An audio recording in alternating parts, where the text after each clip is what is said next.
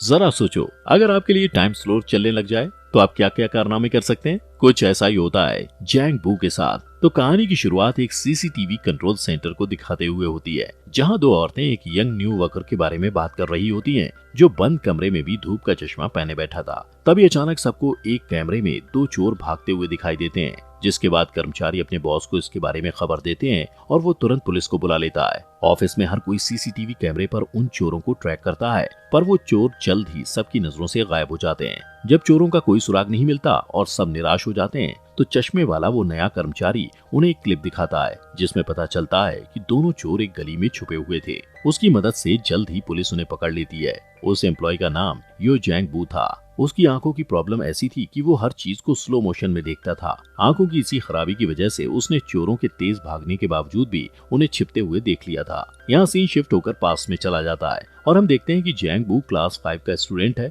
वो अपने बचपन की दोस्त बोंग सू मी के साथ एक दौड़ में हिस्सा लेता है। यही वो समय था जब पहली बार जैंग को स्लो मोशन में दिखना शुरू हुआ था। जब उसके पेरेंट्स को ये बात पता चलती है, तो वो उसे डॉक्टर सियोक के पास लेकर जाते हैं, जो उसकी आंखों को चेक करके बताता है कि उसकी आंखों को एक रेयर बीमारी हुई है, जिसका नाम डायनेमिक विजुअल एक्यूटी है, जिसकी वजह से वो चलती हुई चीजों के सारे डिटेल्स इतनी बारीकी से देख सकता है जैसे वो दुनिया को स्लो मोशन में देख रहा हो। ये साबित करने के लिए डॉक्टर जैंग बू की तरफ एक बेसबॉल को बहुत हाई स्पीड में फेंकता है, जिसे वो आसानी से कैच कर लेता है। फिर डॉक्टर उसकी आंखों को आराम पहुंचाने के लिए उसे हर वक्त धूप का चश्मा पहनने को कहता है। जैंग बू की डिसऑर्डर का पता चलने के बाद उसके फादर पैसा कमाने के लिए विदेश चले जाते हैं, ताकि वो अपने बेटे का सही से इलाज करा सकें। जैंग बू घर में अपनी माँ और छोटी बहन के साथ रहने लगता है। वो कहता है कि ये बीमारी उसके लिए एक आशीर्वाद और एक श्राप दोनों है। जहाँ उसे स्लो मोशन में लड़कियों की उड़ती हुई स्कर्ट देखकर मजा आता है, वहीं स्कूल में धूप का चश्मा लगाने की वजह से उसे तंग भी किया जाता है। सूमी उसकी इकलौती फ्रेंड थी, जिससे अब वो प्यार करने लगा था। पर जैसे जैसे समय बीतता जाता है, जैंग की दोस्त होने के कारण लोग उसे भी तंग करने लगते हैं और मजबूरन सू को जैंग का साथ छोड़ना पड़ता है। उसके बाद जैंग का कोई और दोस्त नहीं बनता, इसलिए जैंग चाहता है कि उसकी आंखें पूरी तरह खराब हो जाएं।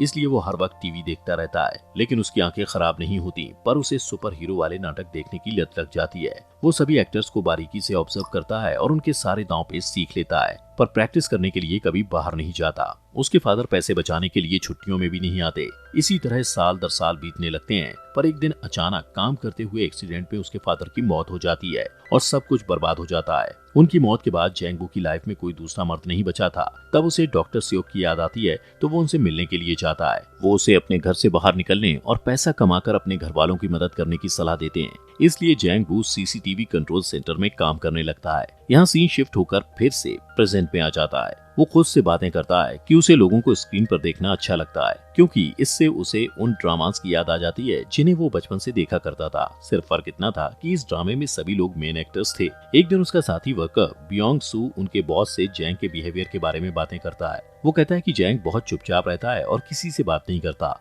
वो अपने बॉस से वादा करता है कि वो जैंग का ध्यान रखेगा, क्योंकि वो एक टैलेंटेड लड़का है। इसके बाद से वो जैंग के पास ही बैठने लगता है और काम के दौरान उससे बात करने की कोशिश करता है। लेकिन शर्मिला जैंग बू उसके सभी सवालों का जवाब सिर हिला कर देता है और मुंह से कुछ नहीं बोलता।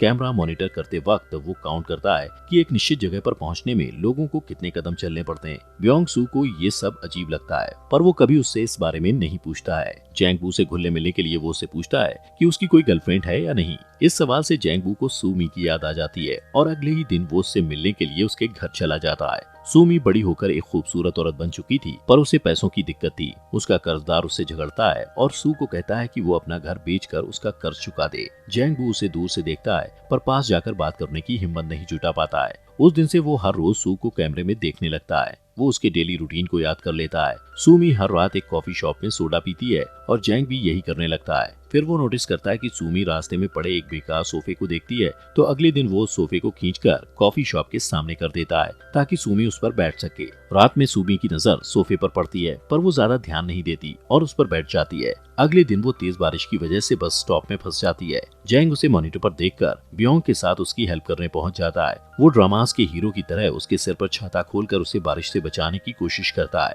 पर सू से लफंगा कहकर वहां से चली जाती है। इसके बाद जैंग और ब्योंग डॉक्टर सियोक के पास जाते हैं और जैंग उनसे सूमी को इम्प्रेस करने का तरीका पूछता है। वो जैंग बू से सू को फ्लावर्स देने को कहता है। अगले दिन सूमी को म्यूजिकल ड्रामा में ऑडिशन देने के लिए जाना होता है, पर उसे देर हो जाती है तो वो मैनेजर को कॉल लगाती है और उसके कहने पर ऑडिशन के लिए रास्ते में ही गाना शुरू कर देती है। उसके बढ़िया गाने को सुनकर राह चलते लोग उसे हैरत से देखने लगते हैं। जैंग बू भी फूलों का गुलदस्ता लेकर वहाँ पहुँच जाता है। सू का गाना खत्म होने के बाद वो उसे बुके देता है, पर सू को ये अच्छा नहीं लगता। वो कहती है इन फूलों की जगह वो जहर का बॉक्स ज्यादा पसंद करेगी। ये कहकर वो जाने लगती है कि तभी जैंग बू उसे उसके नाम से पुकारता है और उसके बचपन के दोस्त के रूप में अपना इंट्रोडक्शन देता है, पर वो कहती है कि उसका नाम बोंग सूमी नहीं ओ सूमी है। और इस तरह जैंग बू को पता चलता है कि आज तक उसने गलत लड़की का पीछा किया था, पर अब बहुत देर हो चुकी थी क्योंकि अब वो उससे प्यार करने लगा था। उस दिन शाम को वो दोनों अचानक एक दूसरे से टकरा जाते हैं, जहाँ सूमी शॉपिंग करके लौट रही होती है। जैंग को देखकर सूमी जैंग से अपने राशन बैग्स उठवाती है।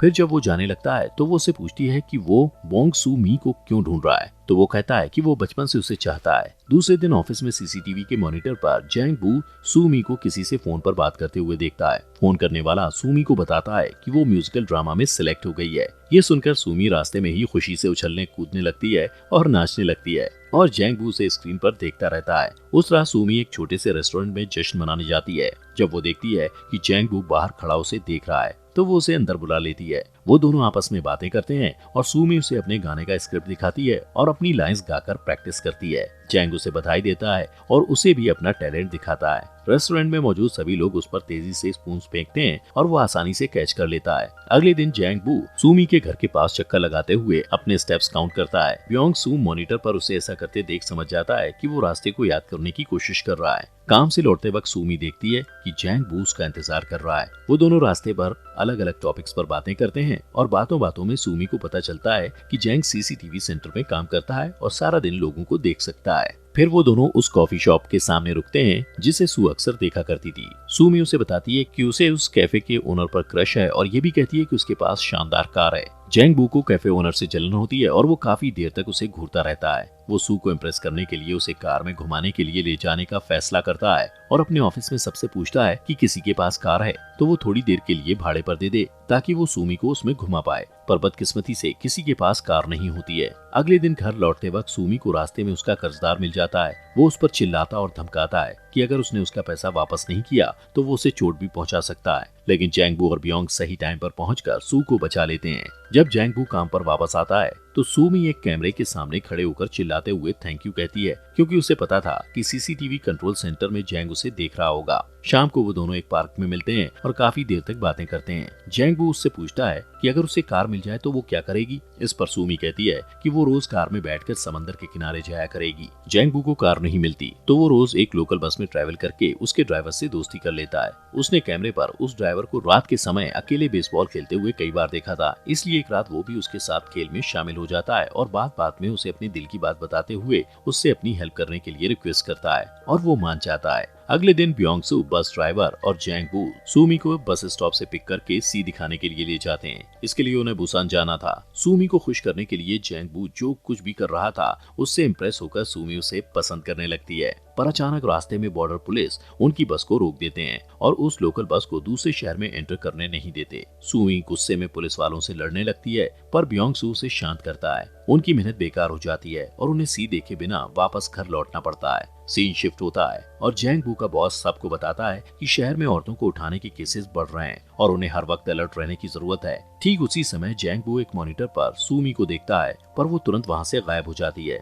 वो डर जाता है और भागकर वहाँ जाता है, पर वहाँ पहुंचकर उसे पता चलता है कि सूमी ने उसके साथ मजाक किया था, क्योंकि वो जानना चाहती थी कि जैंग उसे बचाने के लिए आता है या नहीं। इसके बाद सूमी उसके चश्मे को हटा देती है और दोनों एक दूसरे को किस करते हैं। फिर जैंग उसे घर छोड़ने के लिए जाता है और सूमी उसे अंदर आने को कहती है, पर सूमी देखती है कि कर्जदार उसके घर आए हुए थे और उन्होंने उसकी सारी चीजें बिखेर दी थी। वो उसे पैसा लौटाने के लिए धमकाते हैं। शोर सुनकर जैंग बू उसे बचाने के लिए आगे बढ़ता है, पर उसकी आंखें धुंधला जाने के कारण वो गिर पड़ता है। उन लोगों के जाने के बाद जैंग बू और सूमी बैठकर बातें करते हैं। कर्जदारों के फेंके हुए सामानों को समेटते हुए जैंग बू को सूमी की वो ड्राइंग्स मिलती हैं जो उसने अपने स्कूल डेज में सूमी के लिए बनाए थे।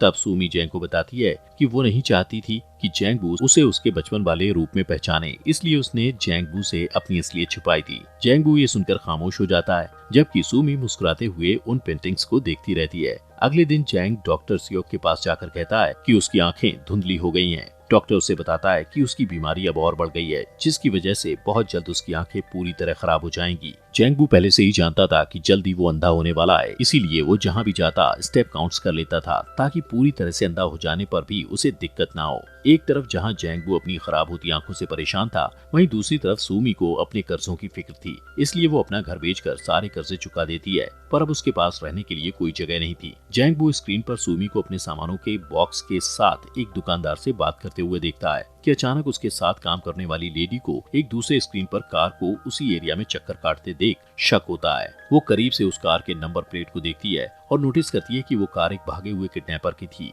वो फौरन अपने बॉस को खबर करती है और तुरंत ही पुलिस को भी इन्फॉर्म कर दिया जाता है। पर तभी कार सबकी आंखों से गायब हो जाती है और सूमी भी जैंग की नजरों से ओझल हो जाती है। जैंग को डर लगता है कि कहीं सूमी को कुछ हो ना जाए और वो उसे बचाने के लिए साइकिल लेकर निकल जाता है। रास्ते में उसकी आंखें पूरी तरह खराब हो जाती हैं और उसकी साइकिल एक कार से टकरा जाती है, जिससे वो गिर जाता है। ब्योंग सू कैमरे में ये सब देखकर उसकी हेल्प करने के लिए जाता है। उधर एक अनजान आदमी सूमी के पास जाकर उसका हाथ पकड़ लेता है, लेकिन वो उसे कहीं ले जाता इससे पहले जैंगबू उनकी तरफ दौड़ने लगता है। इसी बीच किडनैपर भाग जाता है और जैंगबू एक बस से टकराते टकराते बचता है। तभी पुलिस वहां आ जाती है और सूमी को पूछताछ के लिए ले जाती है। अब जैंगबू रास्ते में अकेला रह जाता है। तभी ब्योंगसू उसकी हेल्प करने के लिए आगे बढ़ता है। जैंगबू अपने दोस्त का हाथ पकड़ लेता है और अपनी आंखें खराब हो जाने पर दुखी होकर रोने लगता है। इस घटना को कुछ दिन बीत जाते हैं। सूमी अपनी लाइफ में बिजी हो जाती है और जैंगबू को कांटेक्ट नहीं करती। जब भी उसे जैंगबू की याद आती है तो वो सीसीटीवी कैमरे को देखने लगती है। कुछ महीनों के बाद जैंगबू उसे अपने फेवरेट कॉफी शॉप में दिखाई देता है। वो खुश होकर उसके पास जाकर हाथ हिलाती है, पर जैंगबू को एक वॉकिंग स्टिक निकालकर दूसरी तरफ जाते हुए देखकर शॉक रह जाती है। वो सारे रास्ते उसका पीछा करती है और फाइनली वो उस जगह पहुंच जाती है जहां एक आर्ट गैलरी थी। अंदर जाने पर वो देखती है कि पूरी गैलरी जैंगबू के हाथों बनाई हुई सूमी की पेंटिंग से भरी पड़ी थी। तभी जैंगबू को अकेले में यह कहते हुए दिखाया जाता है कि भले ही उसकी आंखें खराब हो गई हैं, पर सूमी उसे अभी भी याद है। अगले दिन सूमी फिर जैंगबू का पीछा करती है। इस बार जैंग उससे पूछता है कि वो कहाँ जाना चाहती है, तो सूमी समझ जाती है कि वो उसे महसूस कर सकता है। फिर दोनों एक दूसरे को हक करते हैं और मूवी खत्म हो जाती है। दोस्तों, हमारे फॉक्स एक्सप्लेनर हिंदी चैनल को सब्सक्राइब करना मत भूलना।